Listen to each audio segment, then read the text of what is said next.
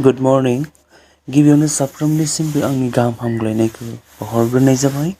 दिनैनि लागै आं नोंथांमोननो मोननैसो गोनांथार रादाबफोर होगोन, नोंथांमोना मोजाङै खोनासंलांदो। जम्मु आरो काश्मीरनि कुपवारा डिस्ट्रिक्टआव इन्डियान आर्मि आरो उदखारिजों गावलायनाय जायो आरो बेयाव सासे उदखारिखौ इन्डियान आर्मिया गावथारनो हायो होननानै रादाब मोननाय जादों। थांनाय सानसेनि सिगां उदालगुरि डिस्ट्रिक्टनि टंला जुलुबारियाव मोनानि 11 रिंगासोआव गुलि गावनाय जाथाय जायो। बिजनेसमेन गौतम बरुवानि गेटखौ सिफायनानै सिनाय मोनै साब्रै सुबुङा हाबो आरो हौवा हिन्जाव सानैखौबो आखायाव गुलि गावो। मानब डेकायावबो बिथांमोनखौ बासायनो थांदोंमोन आरो बिथाङाबो जोखोम जायो होननानै रादाब मोननाय जादों।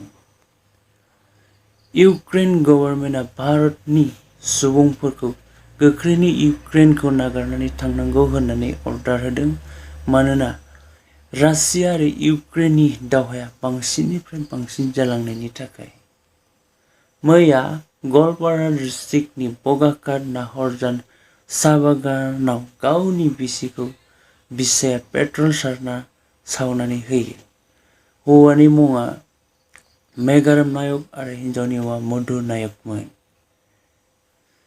25 आरो 26 खालार खालि दिवालीनि समाव गुवाहाटीआव गासै 5,97,00,000 रम फाननो हादों होननानै रादाब मोननाय जादों। मैया सानै सुबुङा पिस्तल दिन्थिना गुवाहाटीआव मानसिफोरखौ धमकी होदोंमोन। बिथांमोननि मुङा राजा शइकिया आरो मनजित शइकियामोन। बिसोरो आलफा केडारनि सारेन्डार जानायमोन होनना मिथिना मोन्दों आरो बिसोर सानैखौ दायो पुलिसआ एरेस्ट खालामबाय होननानै मोनथिनाय जादों।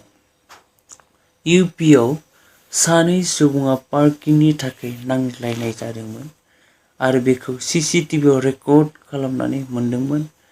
सासेया सासेखौ गाज्रियै जखम खालामदों बेनि खर'आव आरो पुलिसआ बेखौ दायो नागिरगासिनो दङ होननानै रादाब मोननाय जादों।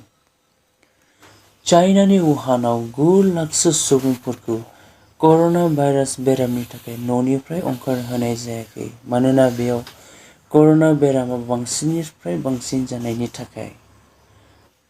सिंगापुराव मटर साइकेलनि पारमिटआ मटर साइकेलनि बेसेननिख्रुइ बांसिन जादों होनना मिथिनो मोननाय जादों। 10 बोसोरनि थाखाय मटर साइकेलनि पारमिटआ $12,801 सिंगापुर डलार आरो इन्डियान रुपिसआवबा 7,46,000 होनना मोनथिनाय जादों।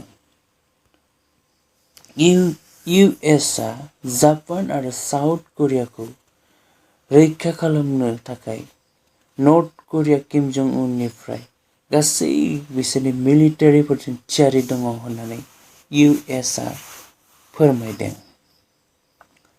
चित्रां बारहुंखानि थाखाय बांलादेशआव गासै 24 सुबुङा जिउ गोमायो आरो 10,000 नखरफोरा सिलिंखार जायो होनना मिथिदों आरो 6,000 हेक्टर हानि आबादफोराबो गासैबो गाज्रि जाजोब्बाय होननानै मिथिनो मोननाय जादों। एमपिआ गुजरातनि सुरातआव गासै 59 लाखनि ड्राग्स हमनो हायो आरो बेजों सोमोन्दो थानाय 4 सुबुंखौ एरेस्ट खालामनो हायो होननानै रादाब मोननाय जादों। दिनैनि रादाबा एसेनोसै। भिडिअखौ मोजां मोनब्ला अन्नानै लाइक खालामदो, शेयारबो खालामदो आरो साबस्क्राइब खालामनो दाबाव। गोजोन्थों।